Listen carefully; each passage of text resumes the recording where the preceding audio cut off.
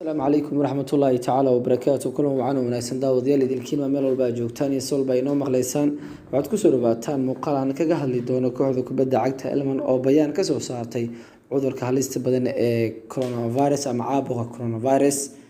Haddii aad ku cusubtahay bartaan ee channelka subscribe inoo saar, like, share na nagu dhiirigeli adigoo maasan. kooxda kubadda cagta Elman Sports Club ayaana bayaan ka soo saartay cudurka halista badan ee coronavirus kaasoo muddooyinka ugu dambeeyay dunida aad ugu faafayay. dhammaan horyaalada qaaradda Yurub ayaa hakad la geliyay waxaana sababta u ah cudurka lagu magacaabo COVID-19 kaasoo loo diiday ama la diiday yahay inuu faafo. waxaana sidoo mudan in horyaalka Somali Premier League la joojiyay sabab ku aadan caabuqa coronavirus.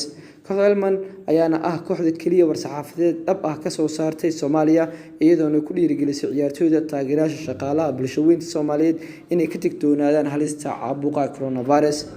si kastaba ha ahaatee waxaa jira kooxo kale ka dhigay horyaalka Soomaaliya oo baraha xiriirka bulshada ee dhinaca internetka ay ku leeyihiin ay ku soo hadleen cudurka caabuqa coronavirus, balse Elman ayaana ah kooxda kaliya ee bayaan rasmi ah ka soo saartay. waxaa soo qortay naadiga Elman oo u rajeynayso inay ku dhiirigeliso maamulka, macallimiinta, ciyaartooyda, taageerayaasha iyo dhammaan bulshooyinka in ay ay ka digtoonaadaan cudurka caabuqa coronavirus.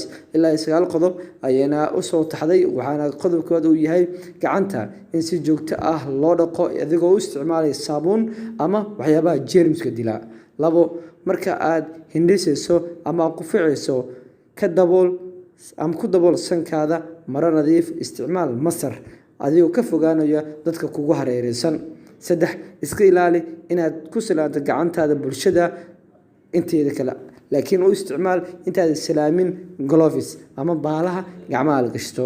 5 waxay dhaheen iska ilaali in aad ku qufaacdo dadweyne kugu hareeraysan adigoona caafimaadkaada haddii uu dareemo qandho, qufac joogto ah waa inaad degdeg ah u wacdaa ambulance ama meelaha kugu dhow ee xarumaha caafimaadka waa inaad gaartaa. maasanidiin ayana soo qoreen kooxda Elman inkastoo ay qodobo badan ay soo qoreen, laakiin qodobada ugu muhiimsan ayana taasi ahayd. kooxda Elman waxay noqotay kooxda kaliya ee bulshada Soomaaliyeed ee ugu soo digto cudurka halista badan ee coronavirus. Allah naga haye.